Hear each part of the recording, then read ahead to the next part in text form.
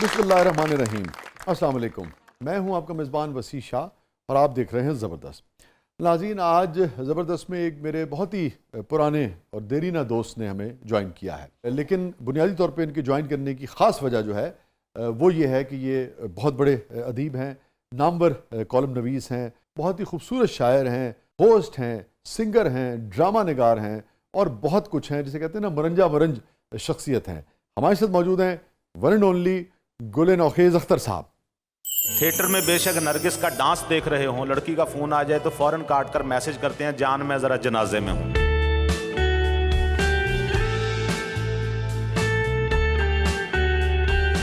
और फिर वही जुमला कि क्या शलवार की जेब में रखे पैसे हलाल हैं।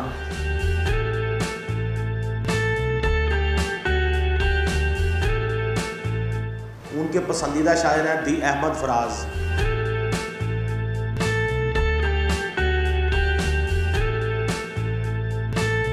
इतने साबुन आपने क्यों जमा किए हुए थे? बस कहते पुत्र जिथे मुर्दा नवान जाना, वो कहते ने साबन तेरा।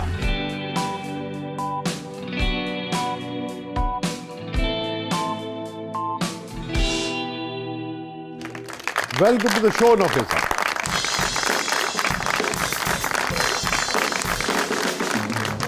अस्सलाम वालेकुम।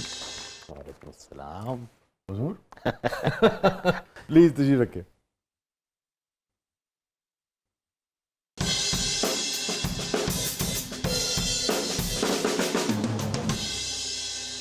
थैंक यू नौखेज़, आपने वक्त निकाला, आप तशरीफ लाए, बहुत बहुत शुक्रिया। नवाजिश, बहुत दोनों एक शुक्रिया। दूसरे को देख के शर्माए हैं हल्का सा। मैं वसी शाह का आशिक हूँ, हमारा ताल्लुक आशिक और माशूक वाला। वाह, तभी हाथ इतना मजबूती से थाम रखा था।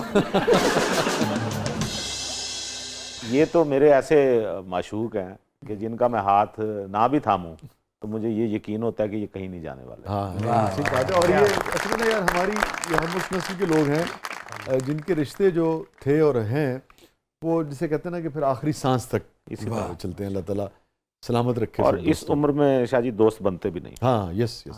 और फिर 30 साल का सफर हो, 25 साल का सफर हो बिल्कुल पीछे, ऐसा ही है, बिल्कुल तो बंदा घबरा ही जाता है, सारियां गल्लां ना कर दे हाँ। दोस्त।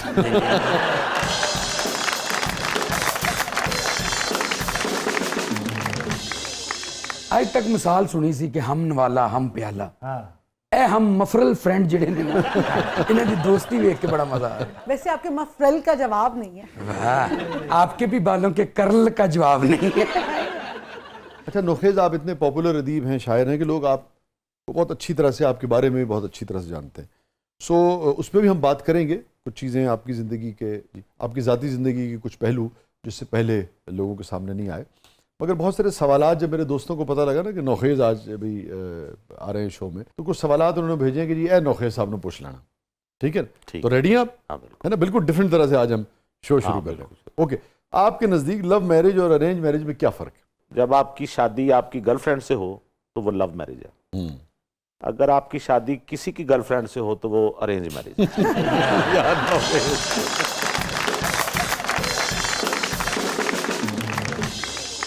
बहुत सारे लोग शादी से इनकार कर देंगे उसके बाद। नहीं, वो मतलब लव मैरिज करेंगे ना। मैं तो ये चाहता हूँ कि लोग मोहब्बत, शाह जी आप तो खुद मोहब्बत के शायर हैं। हाँ और आपकी भी माशाल्लाह मोहब्बत की शादी है। हाँ तो दूसरों को भी मोहब्बत की शादी करने दें। हाँ। अच्छी बात है। अच्छा, लेकिन हमारे ज़माने में ना मोहब्बत की शादी होती थी मगर गर्लफ्रेंड नहीं होती थी। होती थी, कबलस मसीह की गल कर। होती थी लेकिन उसका नाम गर्लफ्रेंड नहीं होता था। हाँ, वो लेकिन आपको जो गर्लफ्रेंड होती थी लेकिन नहीं, लोग पसंद आ जाते थे, वो हो जाता था। गर्लफ्रेंड तो ये ना कि बाकायदा आपका कोई मिलना जुलना हो उससे, वो ये तासुर है। हाँ, ये तासुर है। लेकिन मेरा ख्याल है जहां जहां मोहब्बत रही है वहां वहां एक मुसम्मात भी रही है, दोशीज़ा भी रही है, अफीफा एक होती थी हर दौर में, इसीलिए तो मोहब्बत थी। कताला, हाँ, कताला कताला और काफर हसीना, बल्कि हमारी जो थी वो तो मुसलमान हसीना थी। हमने तो शादी में भी इस चीज़ का ख्याल रखा और मोहब्बत में भी। अच्छा नौखेज़, ये जो शादी से पहले मंगनी होती है, इसके आप हक में हो? मैं चूंकि मेरी हुई थी तो मुझे कहना पड़ेगा मैं हक में हूँ, लेकिन मैं वैसे इसके हक में नहीं हूँ। अच्छा, और लेकिन एक और मुझे अंदाज तो से एक... मेरी मंगनी हुई थी, मैं उसके भी हक में नहीं हूँ, शादी हुई थी मैं तो अब उसके भी हक में नहीं हूँ। चले आप ये खैर, क्योंकि मैं मजीद शादी के हक में नहीं हूँ। अच्छा, कह लें। मंगनी असल में शाह जी, मंगनी ट्रेन की उस सीट की तरह से है जिस पे आप रुमाल रख के किसी अच्छी सीट की तलाश शुरू कर देते हैं।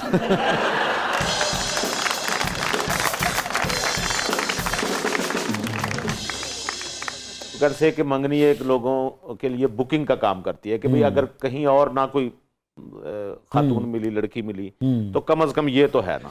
अमूमन मैंने कोई 90% मंगनियां जो हैं, वो टूटते ही देखी। बहुत टूटती। लेकिन मंगनी का एक खूबसूरत एस्पेक्ट ये भी है कि बहरहाल एक रोमांटिक लाइफ आपको मिलती है, हाँ चंद दिनों की या चंद सालों की या चंद महीनों की।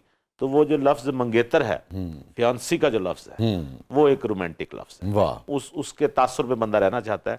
अदरवाइज मेरा और होना चाहिए, अगर है भी तो 1 महीने की, 2 महीने की, साल की मंगनी कर लें, उसके बाद शादी होनी चाहिए। उसके बाद शादी होती है।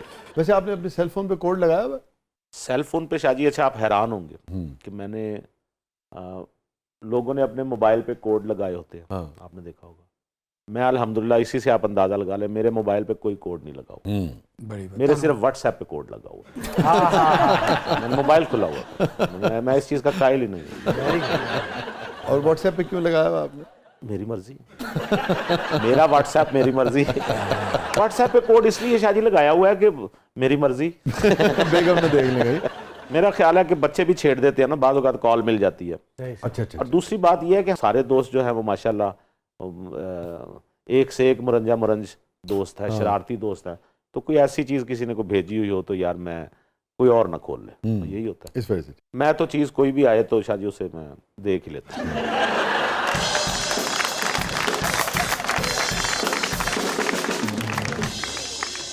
और हौका भी पड़ता हूँ। जाहिर बात है। और डिलीट करने की कोशिश करते हैं, अच्छा, फिर सेफ वाली उंगल तो बटन ना बदल दें। और हौका भी मैं ऐसे भरता हूँ, हौका हौका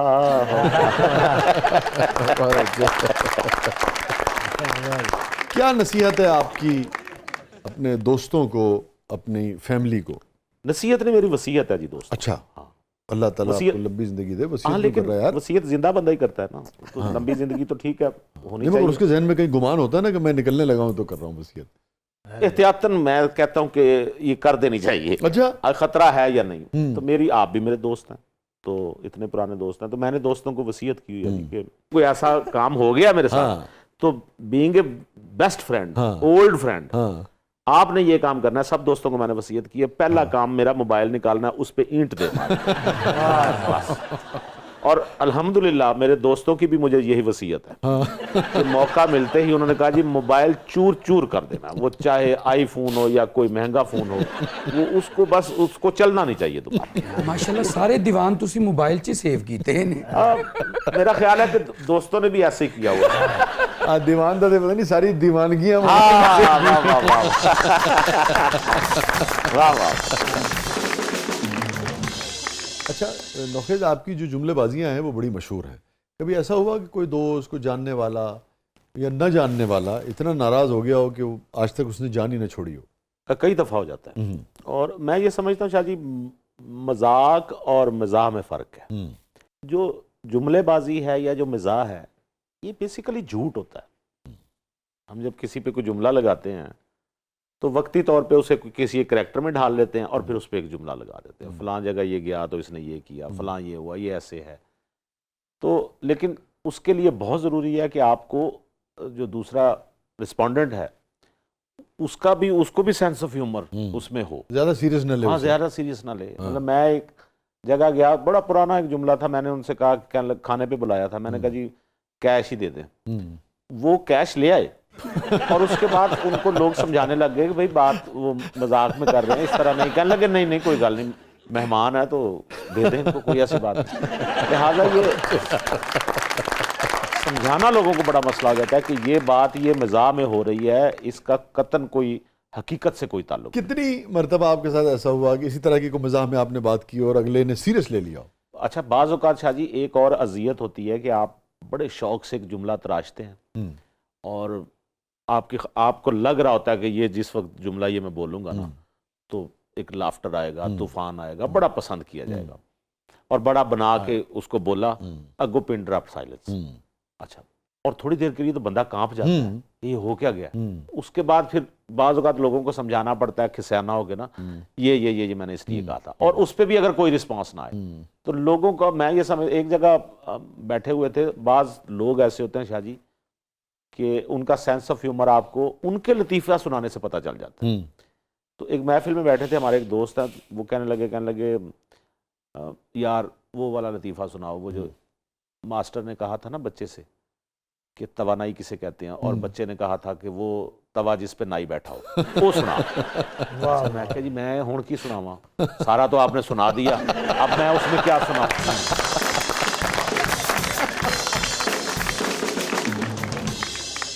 वो जो आप बात करते हैं ना खामोशी वाली बातों का नहीं कन्वे होती, हाँ। तो इस तरह एक साहब ने मुशायरा पढ़ा और बिल्कुल ये नहीं कि ना कन्वे नहीं हुआ ना, मजमे पे बड़ी खामोशी सी छाई रही। तो घर गए तो बेगम ने पूछा, कहने लगे भाई कैसा हुआ आज मुशायरा? कहने लगे बेगम आज मैंने ऐसा मुशायरा पढ़ा कि सारे हॉल पे सकता तारी हो।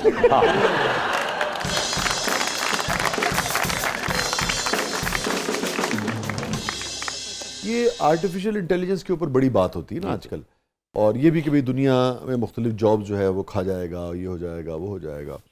लोग कह रहे हैं शेक्सपियर की भी चीज़ें दे दो उस तरह की, तो वो भी लिख के दे देता है।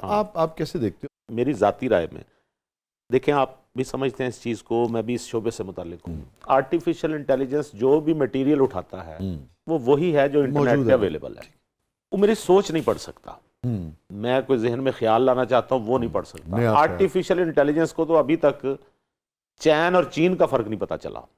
आप उसमें कोई शेर लिखें जिसमें चैन आता हो, उसको चाइना बना देगा। तो इंसानी दिमाग में जो तख्लीक का अंसर है, मेरा नहीं ख्याल कि कभी भी कोई आर्टिफिशियल इंटेलिजेंस उसको पहुंच सकती है। नकल है बेसिकली। मेरा हफ्जा अगर ठीक काम कर रहा है तो गालिबन नोम चॉम्स्की ने कहा कि दुनिया की सबसे बड़ी जो कॉपीराइट वायलेशन है वो ये चैट जीपीटी और बड़ा अच्छा जुमला और बड़ी अच्छी बात की उन्होंने। एआई का रिश्तों पे क्या फर्क पड़ने जा रहा है नौखेज़? रिश्तों पे शाहजी हमारे तो होता था आईए, तो अब हो गया एआई। तो लेकिन रिश्तों पे तो पता नहीं असर होता है, लेकिन स्कैम्स बहुत ज्यादा आ गए हैं। हाँ यार बहुत कि आप किसी की आवाज में बिल्कुल ही मैसेज, बल्कि पिछले दिनों एक स्कैम में देख रहा था कि एक खातून को उनकी वालदा ने मैसेज किया कि मैं बाजार में हूं तो मुझे इतने पैसे भेज दें। उन्होंने भेज दिए क्योंकि वालदा बात कर रही हैं। तो बाद में पता चला कि ये वो वालदा उनकी नहीं थी, उनकी आवाज में किसी ने बात की।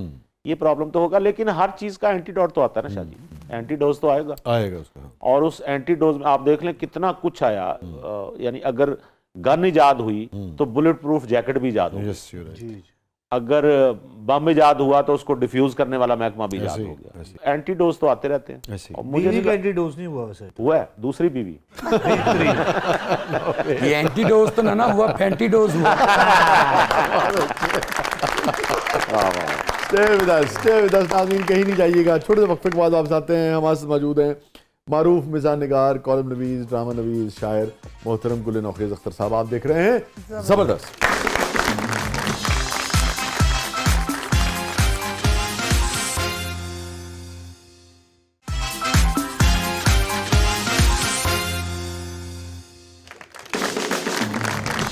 वेलकम बैक नाज़रीन। ज़बरदस्त में एक बार फिर खुशामदीद। और रिदा क्या है प्रोग्राम के इस मरले में?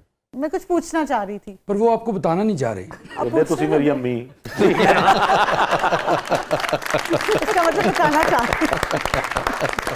पूछिए जो पूछना है। तेरा आप इतने जॉली हैं, घर में बेगम को तो खूब हंसाते होंगे। अच्छा, आपने जो बेगम कहा इसका अपना मजा है, ठीक है, और अगरचे ऐसा है नहीं। तो मैंने बेगम गलत कहा है? नहीं, आपने बिल्कुल ठीक कहा है। बेगम होती ही बेगम है, ठीक है ना?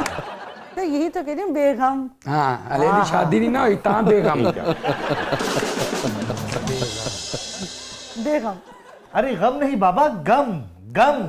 सावन का महीना बेगम करे शोर, जियर झूमे ऐसे जैसे बनवा नाचे मोर।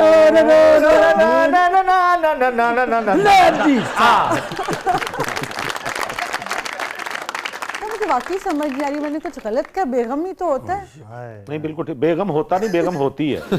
और दूसरी बात ये शाहजी, अक्सर मैं हमारे एक फैमिली में है खातून, और उनको भी गैन को वो गाफ, ये नहीं कि गाफ बोल नहीं सकती, वो गैन को जान, पता नहीं क्यों उनके मुंह से गैन गाफ बन जाता है और गाफ गैन बन जाता है। मसलन रीगल चौक।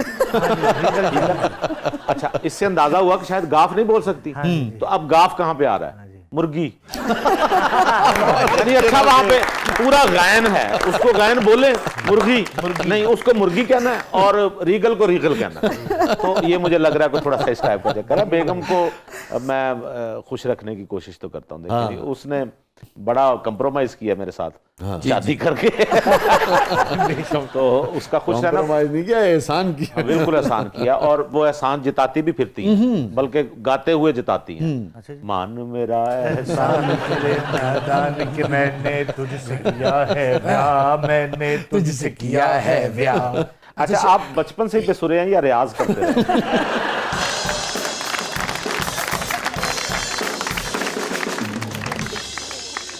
जी रिदा, लेकिन आगे बढ़ने से पहले मैं ये जानना चाहती थी कि क्या वाकई मैंने कुछ गलत कहा है? बेगम नहीं होता। नाज़रीन, मिलते हैं हम ब्रेक के बाद। अजय दासी बेगम ठीक करा रही है। आपकी सुई बेगम पे अटकी हुई है।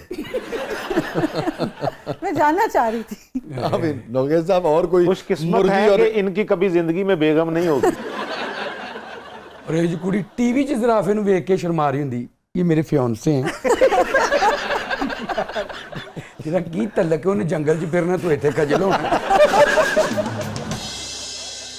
रिदा, मेरे ख्याल में आप सेगमेंट अनाउंस करें। सर, अब हमारा सेगमेंट है मेरा कुछ सामान, तो आइए बढ़ते हैं जादुई संदूक की तरफ।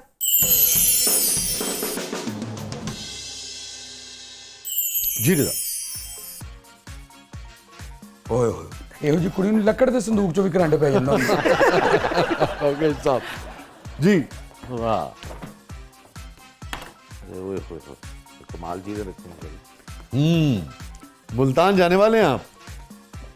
ये तो कहाँ से कहाँ पहुंचा दिया सर। हाँ, और वाह। लूडो, मेरा ख्याल है कोई ऐसा हमारी एज का बंदा नहीं होगा जिसने लूडो ना खेली। हाँ। बड़ी बात। ठीक है, और ये लूडो तो कमाल चीज़ है। मैंने जिंदगी में शादी जब भी खेली है अल्हम्दुलिल्लाह मैंने रोंदी मारी है।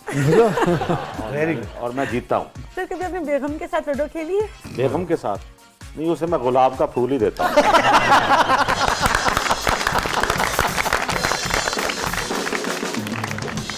ये कौन सा कलर है भला?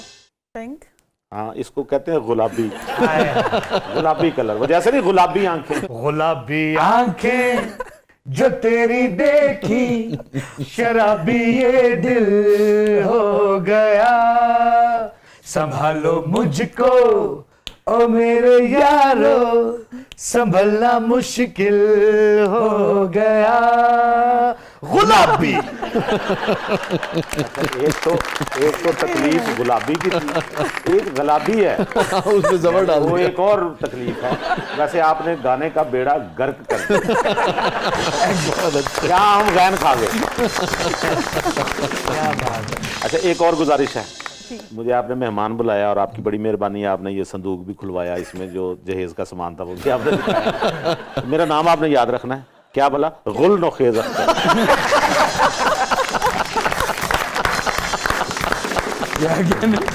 ये आपने याद रखना, ठीक है ना? आप प्रैक्टिस होती रहेगी। अच्छा, और नौकेश क्या याद आता है यार? शाह जी, इसमें ये देखें ना, ये बंटे, ये कमाल चीज होती थी ये एक दौर में, और हमने तो बहुत खेले, जिसको हम कंचे भी कहते हैं।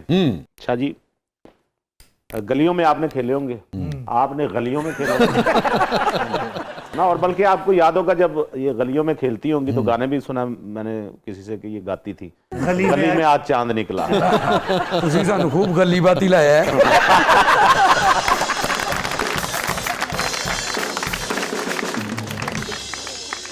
और बल्कि शाह जी आपकी ये गजल भी थी, कौन सी? वो गलियों गलियों। गलियों गलियों मुझे ढूंढो के तो याद आऊंगा। अच्छा, हैरानी की बात है कि वो भी गलियों गलियों कह रहे हैं। क्या बात है शाह जी। सही बात। और आज आपका हुलिया तो गजब का है, आज आप गब्बर सिंह लगे।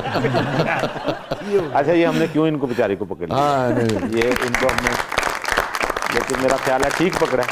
आज इनका मैंने शाह जी ये देखा है कि लोगों को समझाने से, प्यार से, मोहब्बत से बाजू का बात समझ नहीं आती, जितना उनको तंज का निशाना बनाने से समझ आती है, उसके बाद सारी जिंदगी ठीक है।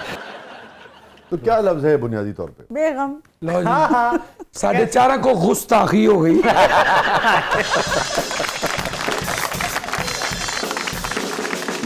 अच्छा, कई लोग आपने देखे होंगे जो हे नहीं बोल सकते। मतलब मुझे कई लोग मिलते हैं जो कहते हैं नोहेश साहब, हाँ जी, खबरदार कोई गल की, जबरदस्त, इस तरह का लोगों में प्रॉब्लम तो है ना।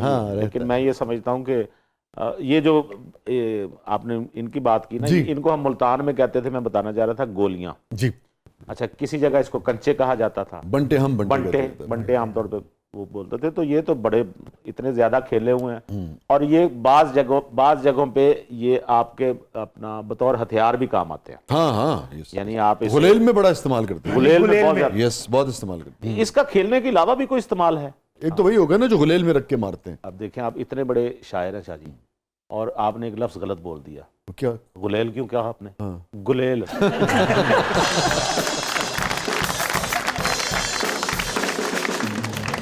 प्रोग्राम सारी जिंदगी याद रहेगा।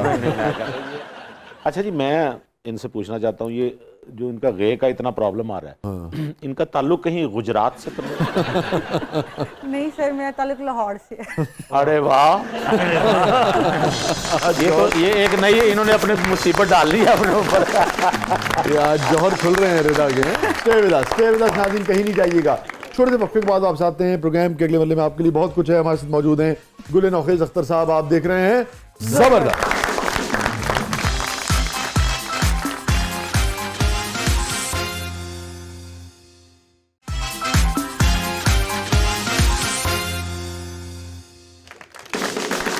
वेलकम बैक नाज़रीन, जबरदस्त में एक बार फिर खुशामदीद। और रिदा, क्या है प्रोग्राम के इस मरले में? सर, अब हमारा सेगमेंट है जबरदस्त पब्लिक सब जानती है, तो आइए देखते हैं पब्लिक आपसे क्या जानना चाहती है। अच्छा, ਇਹੋ जी कुड़ी तेजी ना बाहर जावे ना, बूहे नवाज के फिर वापस आ अगों कहती है मैं गलत जगह आ गई हूं।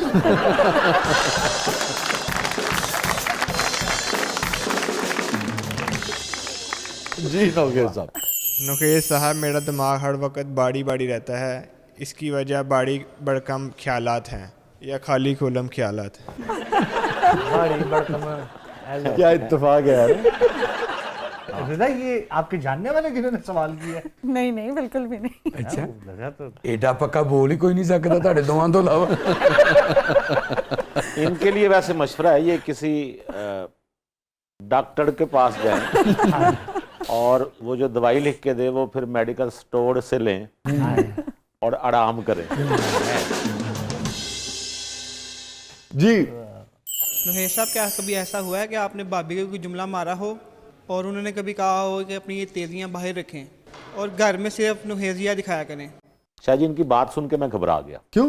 मुझे ऐसा लगा जैसे ये कह रहे हैं कि कभी ऐसा हुआ हो कि आपने भाभी को जुमला मारा और उन्होंने आगे से आपको जूता मार दिया। और आपने आगे से कहा हो दूजा भी सट में बाहरों हो गया ना। वाह वाह वाह। होता है शाहजी, मियां बीवी में कहाँ जुमलेबाजी नहीं होती। होता है, हर जगह होता है, हर घर में होता है। जी। और वो जब आपको याद है ना शाहजी, जब फोन आया तो फिर आप जब किसी इंसान को फोन आए ना, महफिल में बैठे हुए और वो इंतहाई ताजीम से बात कर रहे हो, इसका एक ही मतलब है दूसरी तरफ से किसी और टोन में बात हो रही है। ठीक है, तो अक्सर दोस्त कोशिश करते हैं कि या तो वो उसकी फोन की आवाज आहिस्ता कर दें, एक तो कम वक्त किसी का फोन आता है तो उस वक्त वैसे ही आवाज ऊंची हो जाती है, या फिर ये कोड एक तय किया होता है कि मैं जब इज्जत और एहतराम से बात करूं तो खुदा के लिए समझ जाना कि मैं कहीं बैठा हूं। अच्छा, मैंने आपको हमेशा देखा आप बड़ी ताजीम से बात करो, तो मतलब आगे से वही चल रहा था सर। जी, आपकी हंसी में एक पैथोस है।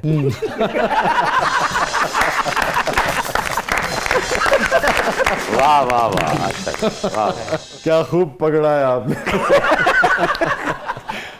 जी नौखेज साहब, कभी वसी शाह साहब ने बताया नहीं कि मोहब्बत की शायरी किसके लिए करते हैं? सुना है आप ये मज़ाक किसी हसीना के लिए लिखा है, इस हसीना के बारे में आप बताएं।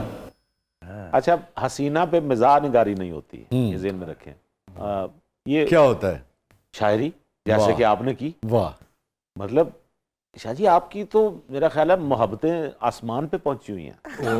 ये देखें, अब ना आप इस जुमले के बाद मुझे भी आसमान पे पहुंचाना चाह रहे हैं। मैं तो उससे भी ऊपर पहुंचाना चाह रहा हूं, लेकिन मैंने देखा है आपसे मोहब्बत नहीं, करने वाले- आसमान से मेरी मुराद ये है कि वो जो पहले नीचे जाता है फिर मैं आसमान वही पे वही जाता बात कर रहा हूँ। मैं वही, अल्हम्दुलिल्लाह मेरा भी वही मतलब है और मैं यही चाहता हूँ। वसी शाह साहब जो हैं, इनका नाम मैं जब लिखता हूँ, एक खाका मैंने इनका लिखा था, तो मैंने लिखा था ये वसी शाह नहीं, ये वसी शाह है। वाह। इनका दिल और इनकी ज़ात में जो मोहब्बत है, ये वाहिद शायर हैं, मकबूल तरीन शायर के जिनको मैंने किसी अदबी ग्रोह के साथ नहीं देखा, या ये किसी लाहौर में इतनी मुखासमतें चल रही हैं, ये किसी में इन्वॉल्व नहीं। इनको मैंने हमेशा देखा, शाह जी आपको मैंने हमेशा सीनियर्स का अदब करते हुए देखा, मोहब्बत है। आपको मैंने हमेशा किसी का नाम भी लेते हुए देखा तो आप जनाब करते हुए देखा। और मैं चूँकि इनके घर भी जा चुका हूँ, मैं इनकी फैमिली से भी वाकिफ़ हूँ। नहायत मुअद्दब ये पूरी फैमिली, नहायत जिसे कहते हैं पढ़े लिखे लोग, और जिसे कहते हैं बातों से खुशबू आए। मैंने जब भी वसी शाह के साथ मुलाकात की, मैं इनके साथ बैठा, मैंने इनकी शायरी सुनी, इनको ये बाज़ औक़ात मैं इनके बारे में कहता हूँ ये खामोश भी रहें तो मैं इनको सुनता रहता हूँ। नहीं मोहब्बत, तो इनके अंदर बहुत ज़्यादा प्यार है। शाह जी इन्होंने जो कहा ना कि आपने अपनी मोहब्बत के बारे में नहीं बताया, आपका तो हर शेर उस मोहब्बत, किसी ना किसी मोहब्बत के बारे में कुछ ना कुछ बता रहा हो। आप इधर उधर न जाए, हाँ, क्योंकि सवाल का जवाब दें। लेकिन मेरे भी यही जज्बात हैं आपके बारे में, पहले तो ये सुन लें और उसके बाद आगे। खुदा दा वास्ता आप ना जज्बात ही रखें मेरे बारे में।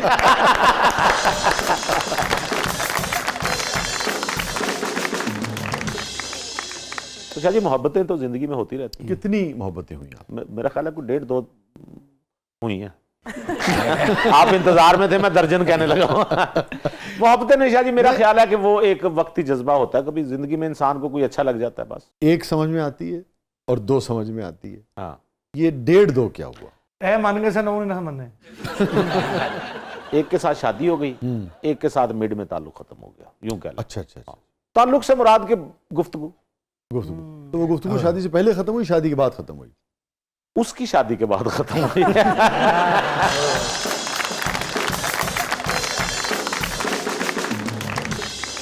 स्टे विद अस नाज़रीन, कहीं नहीं जाइएगा। छोटे से वक्फे के बाद वापस आते हैं। हमारे साथ मौजूद है गुल नौखेज़ अख्तर साहब।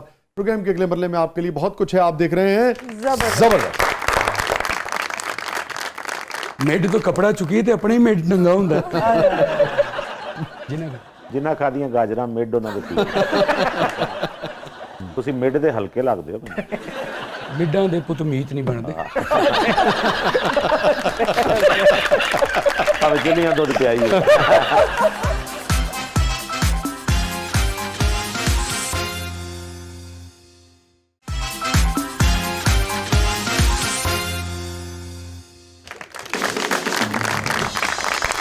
वेलकम बैक नाज़रीन, ज़बरदस्त में एक बार फिर खुशामदीद। और नौखेज़ हमारा सेगमेंट है यार कैथारसिस।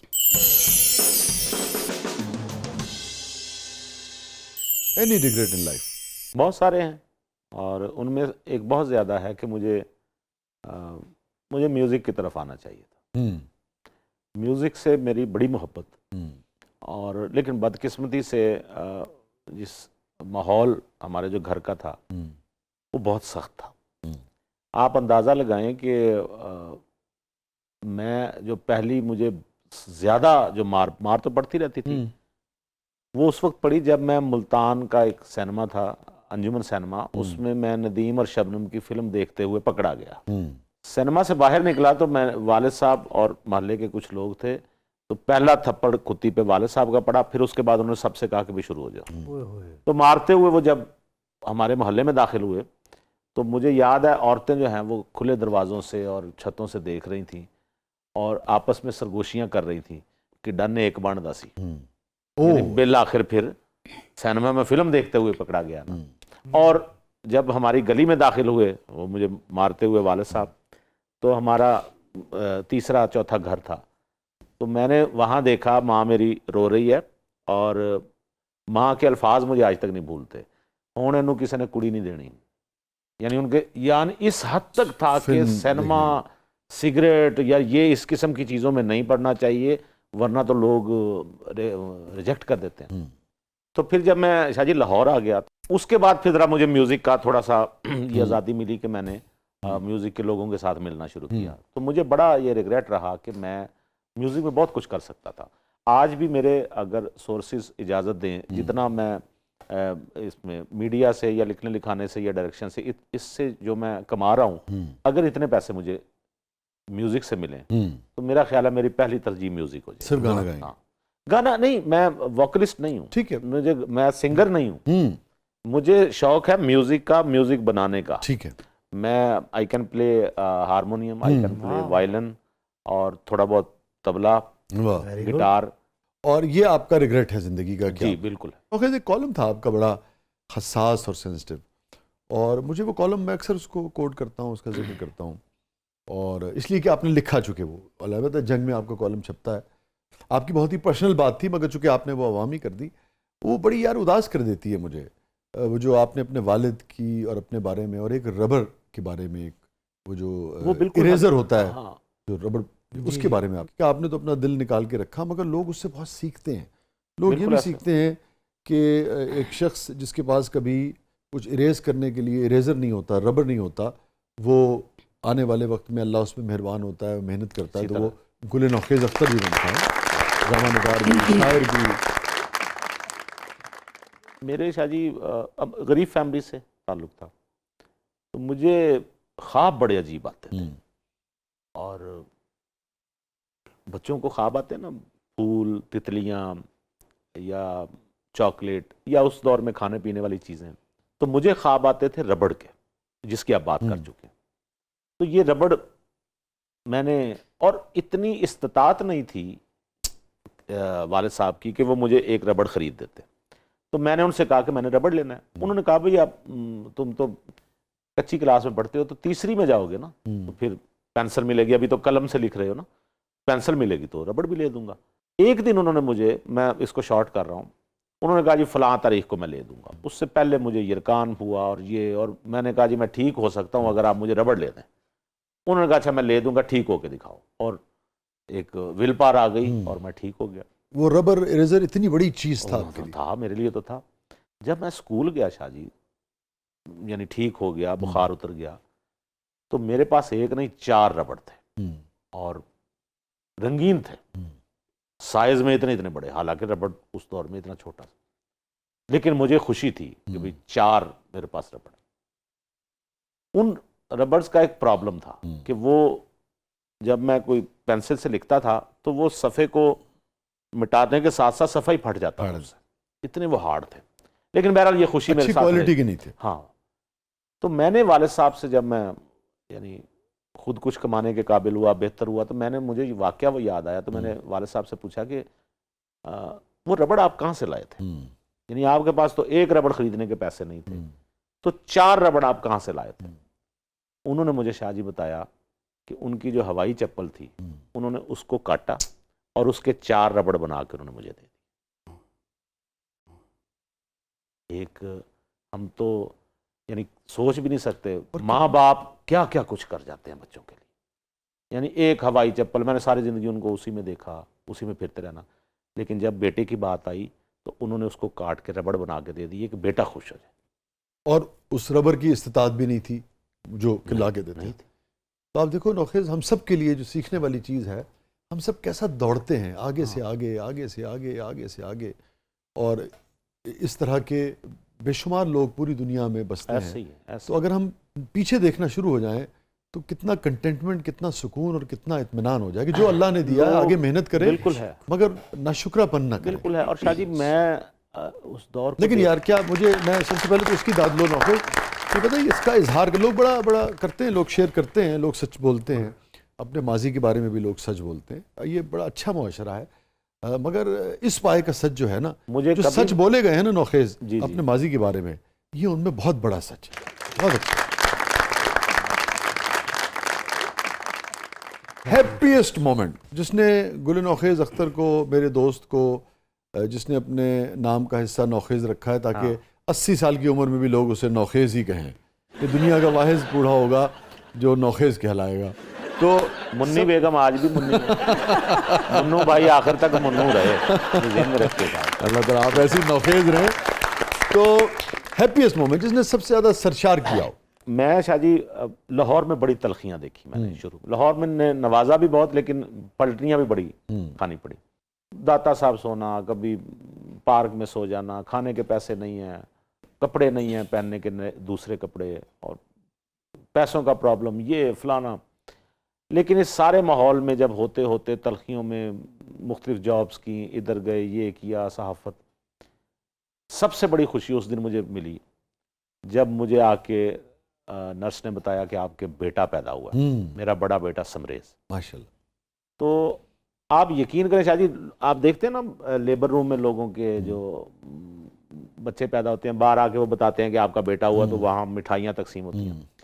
मैं वो वाहिद शख्स था कि जो हॉस्पिटल में जब नर्स ने आगे बताया तो मैं धाड़े मार मार के रोने लगा।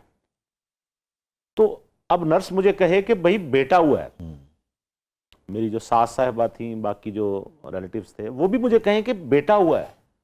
उनके ज़हन में था शायद ये समझ रहे हैं कि बेटी हुई है, तो बाज़ लोग बेटी के पैदा होने पे इस तरह का इजहार करते हैं शायद।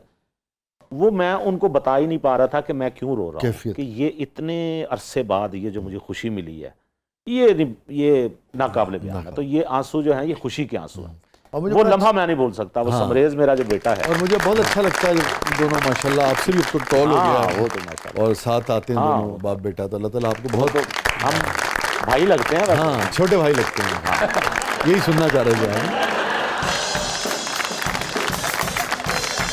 अच्छा नौकीन, एक चीज़ पे हमने, चूँकि मेरा होता है कि बहुत सारे ऐसे दोस्त आते हैं जो बहुत ज़ाती दोस्त हैं मेरे, 20 साल से, 30 साल से, 40 साल से, मुख्तलिफ शोबों के नामवर लोग। मैं उनके बारे में बहुत कुछ जानता हूँ, वो मेरे बारे में बहुत कुछ जानते हैं। तो मेरी कोशिश होती है कि जो चीज़ें मैं ज़ाती जानता हूँ मैं उस तरफ ना जाऊँ, मैं सवाल कर दूँ। अगर वो बारे में बात करना चाहें तो उनकी मर्ज़ी है, अगर वो ना करना चाहें तो उनकी चॉइस है। एक चीज़ के ऊपर लेकिन हमने प्रोग्राम से पहले बात की थी, इसलिए बात की थी कि आपका भी ख्याल था कि इससे लोगों तक खैर का एक पैगाम जाएगा। आपके एक साहबजादे जो हैं वो डिफरेंटली एबल्ड हैं, और मैं चाहूँगा उस हवाले से जो आपका तजुर्बा है नौखेज़, लोग जिस तरह से डिफरेंटली एबल्ड कोई इंसान उनके घर में अगर हो तो उसको जिस तरह से ट्रीट करते हैं, उस हवाले से जिस किस्म के जज्बात रखते हैं, आप एक मुसन्निफ़ की हैसियत से उसको कैसे देखते हैं, और ख़ुद आपका इस हवाले से अपने साहबजादे के हवाले से कैसा रवैया है, तजुर्बा है, और पूरा मामला जब वो आपकी ज़िंदगी में आए। तो over to you. Shah ji, मेरे 2 बेटे हैं। बड़े बेटे का नाम समरेज है, छोटे का नाम महरोज़ है। जो छोटा बेटा है अब उसकी उम्र तकरीबन 20 साल है। He is autistic. ऑटिज़म हमारे बहुत कम लोग जानते होंगे। ये एक ऐसी जहनी बीमारी है जिसमें इंसान किसी के साथ इंटरेक्ट नहीं कर पाता, स्पीच के प्रॉब्लम है, और बात चीज़ों में हाइपर होता है, थोड़ा हाइपर एक्टिविटी उसमें बहुत ज़्यादा होती है, एग्रेसिव हो जाना, और बात को ना समझना, किसी एक जगह टिक के ना, इसके मुताबिक इसमें चीज़ें होती हैं। अमूमन जो बच्चा नहीं बोलता या किसी चीज़ पे तवज्जो नहीं देता तो माँ बाप ये समझते हैं कि ये शायद लेट बोल रहा है। तो भी हमारे फैमिली में फ़लाँ भी लेट बोला था, फ़लाँ भी, तो हमारे साथ भी यही हुआ। तो जब ये पैदा हुआ तो हमें यही लगा बस ये देर से बोलेगा, किसी वजह से देर से।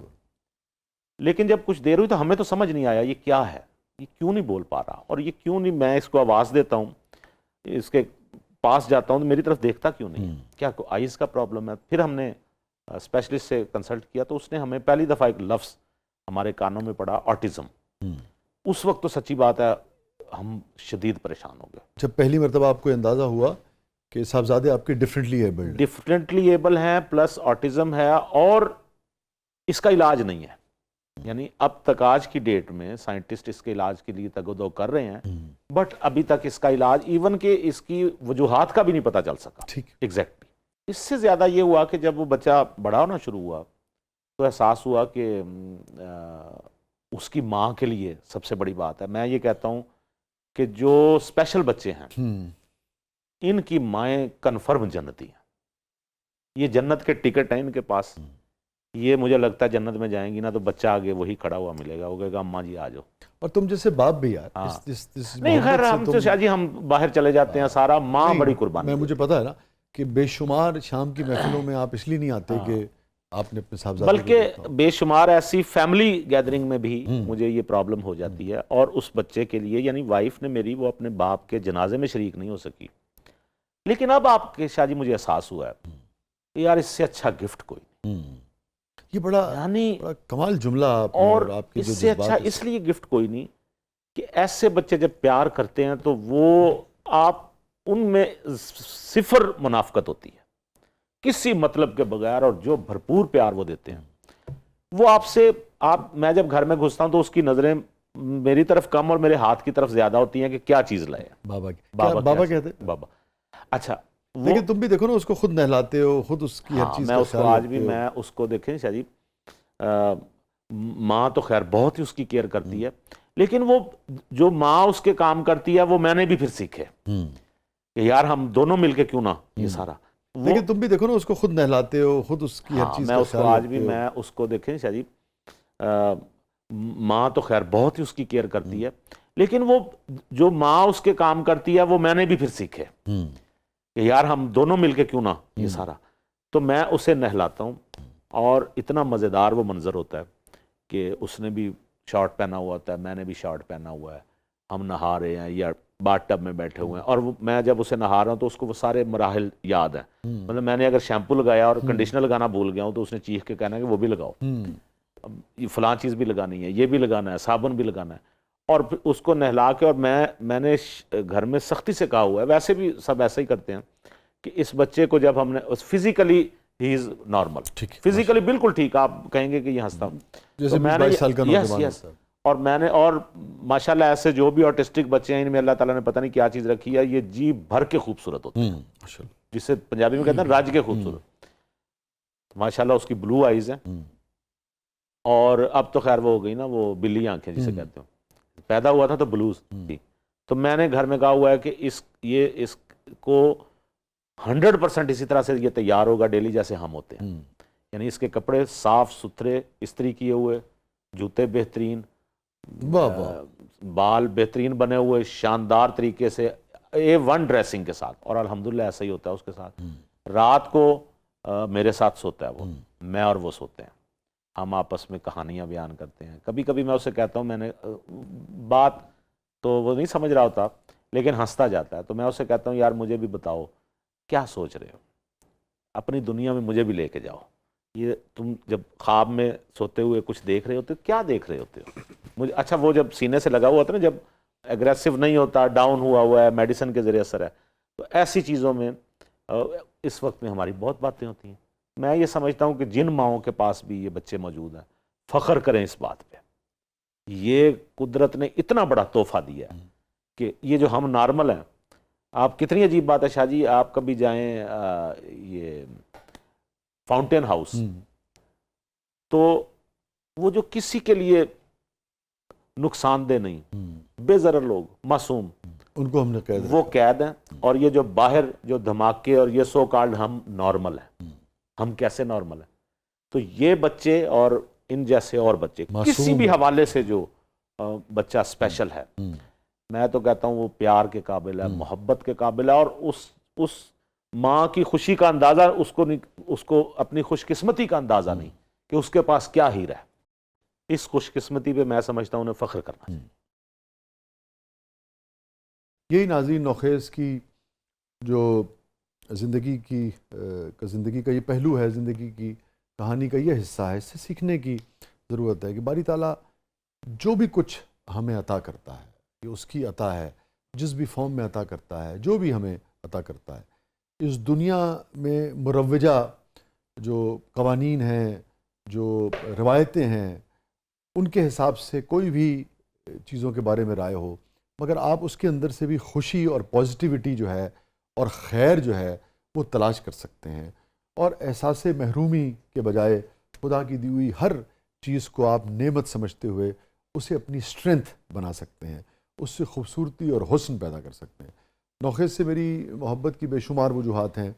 एक तो professionally is a very fine poet, बहुत उम्दा ड्रामा निगार, मिज़ाह निगार, कॉलम नवीस और बहुत ही अच्छा दोस्त।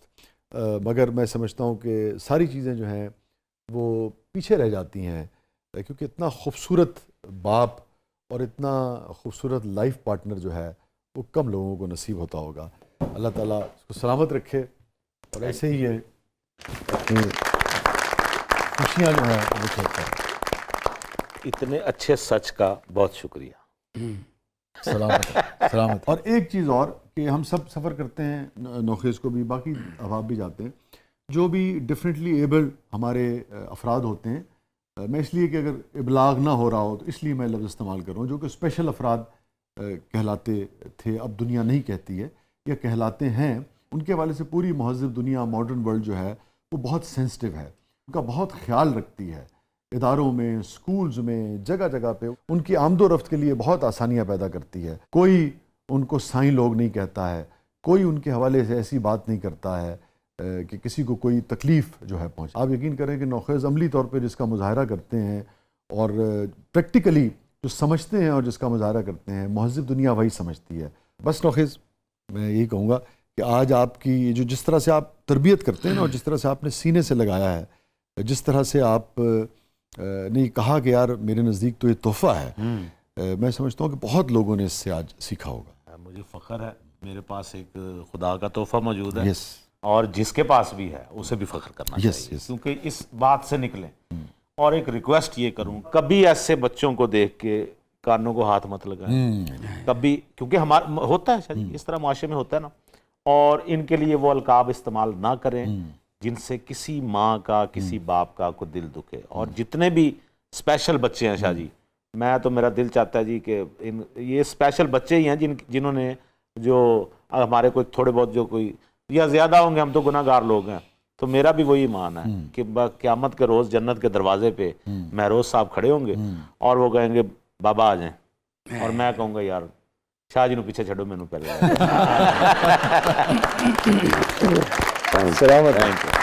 जी अपने फीडबैक से हमें आगाह कीजिएगा। इजाज़त दीजिए, अल्लाह हाफ़िज़।